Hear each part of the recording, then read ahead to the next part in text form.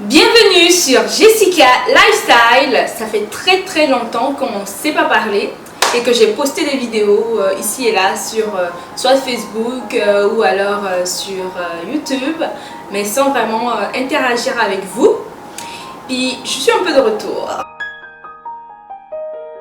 Aujourd'hui, j'aimerais d'abord partager mon témoignage comme vous avez vu dans le titre de ma vidéo. C'est très important pour moi de partager un peu mon histoire avec le Seigneur pour pouvoir édifier beaucoup de personnes dehors et pour également amener d'autres personnes au Seigneur. Alors ma chaîne sera réservée pour ça, comme vous l'avez déjà remarqué. Alors j'aimerais plus être posée et partager un peu mon histoire avec vous. Alors tout a commencé depuis mon enfance. Alors je suis née dans une famille chrétienne comme la plupart des personnes, et je sais que certaines personnes non, mais moi je suis née dans une famille chrétienne très religieuse et avec un background protestant et tout. Mais à un moment dans notre histoire de famille, ma mère a donné sa vie au Seigneur. Et quand ma mère a donné sa vie au Seigneur, c'était quelque chose de très nouveau, de très différent de ce qu'on avait connu auparavant.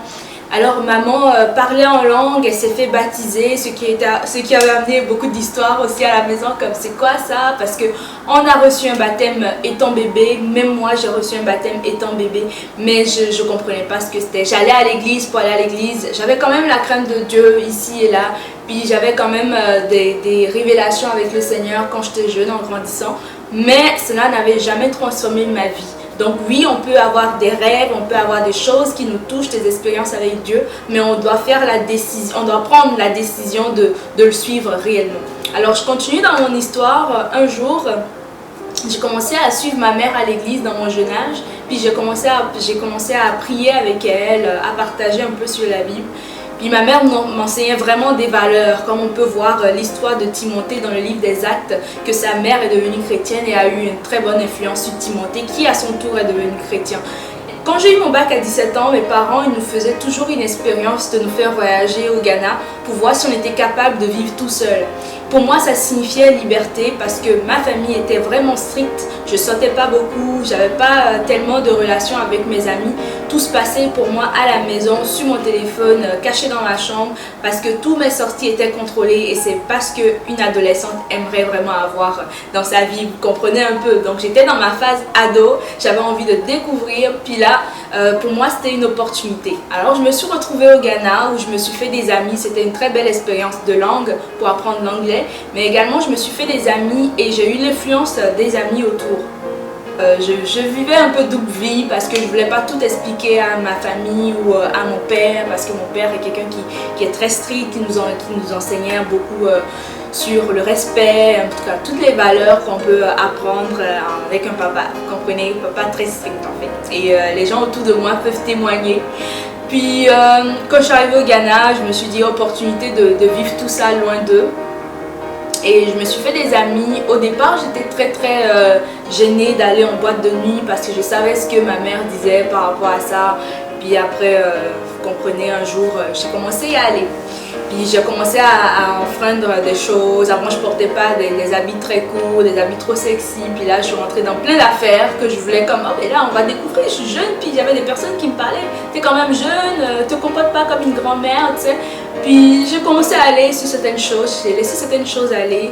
Puis j'avais aussi des personnes qui m'ont blessée en cours de route dans cette découverte de la vie loin de mes parents. Puis un jour, je demandais pardon à Dieu parce que je savais que c'était pas bien de vivre ainsi. Puis l'autre jour, je retournais avec l'influence des amis. Puis je me trouvais que j'étais quand même mieux que les autres parce que je me compare et beaucoup d'entre nous on se compare aujourd'hui, ben t'es mieux que tel, t'es mieux qu'une autre personne, mais aux yeux de Dieu, un péché c'est un péché, mentir c'est un péché, voler c'est un péché, donc moi vraiment je voyais que je me comparais aux autres et je me trouvais vraiment comme meilleure aux autres. Je me suis trompée sur toute la ligne, vous allez comprendre. J'avais également développé un peu d'amertume et un peu d'offense dans ma vie parce que ça ne me permettait pas de pardonner des personnes et de les garder. Comme on peut voir aujourd'hui, il y a des clics et puis moi je me tiens pas avec telle personne, puis moi je me tiens avec telle. Puis finalement, je me suis fait trahir dans cette découverte de la vie sans Dieu, bien sûr. De cette vie sans Dieu, j'ai eu une grosse déception dans ma vie qui m'a amenée au plus bas, au plus profond. Je suis revenue dans ma famille après ces longs voyages et c'était le début d'une vie encore sous contrôle des parents, tu sais, je peux pas sortir, je peux rien faire dans le fond. Si je dois sortir, je dois savoir où je vais et tout ça. C'était tellement contrôlé que ça n'aidait pas beaucoup dans ma situation. Je suis tombée vraiment au plus bas, dans la tristesse et j'avais vraiment envie de m'ôter la vie. Ça, mes amis qui étaient les plus proches de moi étaient au courant de ça. J'avais une amie qui était venue me surprendre un jour quand j'essayais vraiment de m'ôter la vie avec un couteau et heureusement elle est venue dans ma chambre et j'ai vraiment caché le couteau, puis là du côté où je l'ai mis elle était comme comment ça, parce qu'elle était au courant de toute la méthune, de toute la déception que j'avais vécue. Puis là, grâce à elle, j'ai pas commis le pire cette journée-là, mais j'étais complètement abattue. Quelques jours plus tard, c'était mon anniversaire, je fêtais mon 18e anniversaire. Puis à mon 18e anniversaire, je voulais reprendre à zéro, je voulais vraiment quelque chose de nouveau dans ma vie. J'étais vraiment vide à l'intérieur, j'ai vraiment essayé ce que je pouvais, mais il n'y avait rien. J'essayais de garder la face joyeuse auprès de ma famille.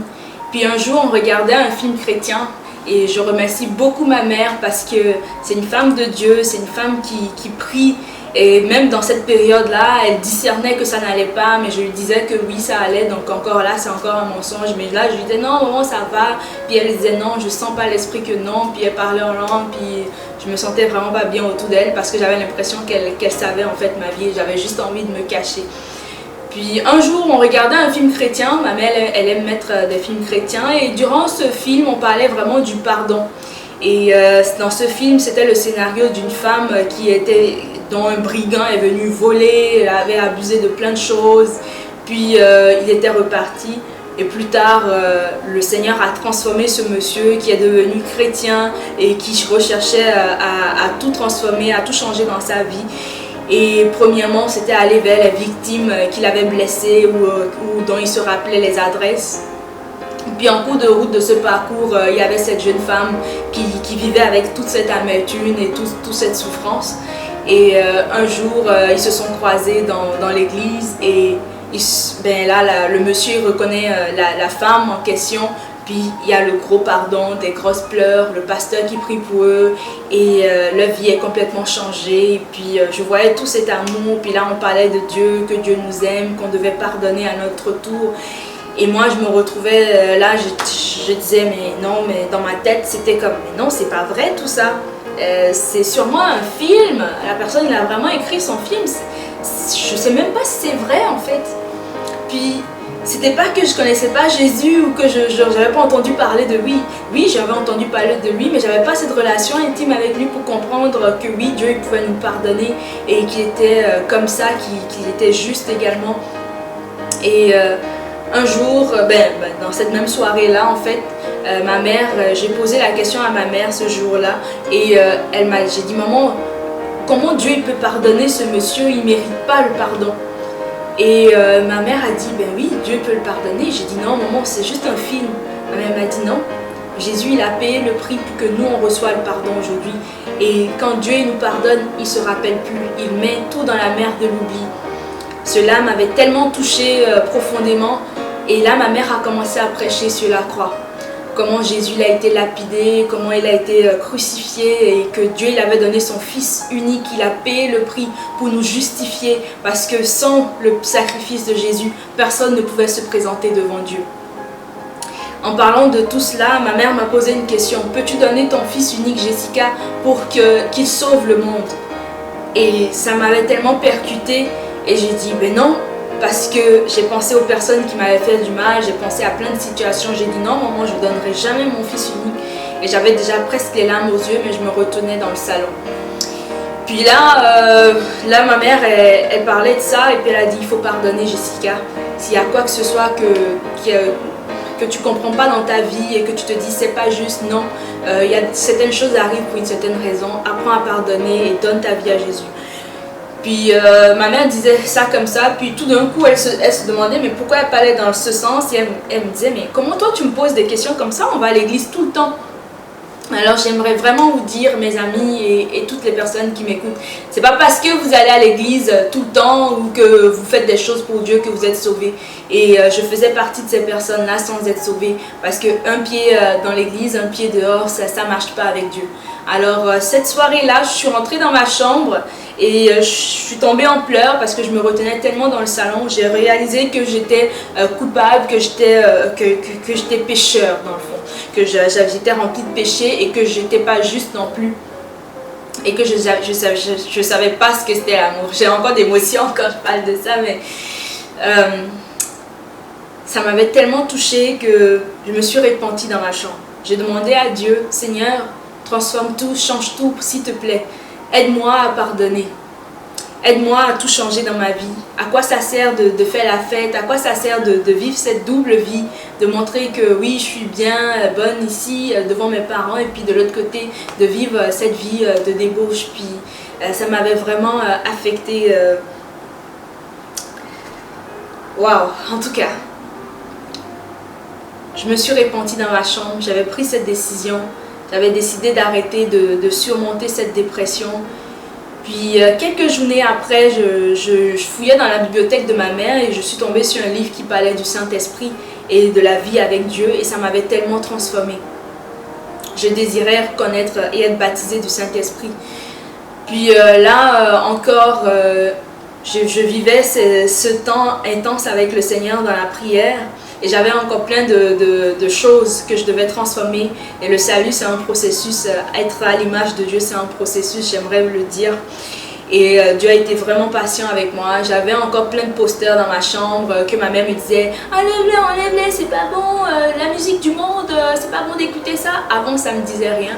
Puis disons environ de un mois comme ça, le Seigneur avait commencé à me parler que je devais enlever ce poster dans un temps de prière et puis enlever ces choses de ma chambre. Et personne ne m'a rien dit, j'ai vraiment reçu ça comme une conviction. J'ai tout enlevé, tout supprimé, ma playlist de musique du monde. Puis tout d'un coup, j'avais vraiment cette voix qui me disait « Tu vas vomir maintenant, continue de prier, continue de prier. » Puis là, je continuais de prier « Seigneur, délivre-moi, enlève-moi de toutes ces choses qui me retiennent esclave, qui m'empêchent d'être libre et de marcher avec le Saint-Esprit. » Puis tout d'un coup, je me suis sentie comme à vomir et quelque chose est vraiment parti de moi. Je suis descendue ce jour-là parce que je ne comprenais pas qu'est-ce qui venait de se passer. Et je l'ai raconté à ma mère qui était avec une autre sœur chrétienne. Et puis elles se sont dit, ben là, tu viens de vivre une auto-délivrance. Et je me suis dit, ah bon, j'ai vécu une auto-délivrance. Puis j'ai réalisé qu'est-ce qui se passait et qu'est-ce que je découvrais dans la parole de Dieu, que tout ça était vrai.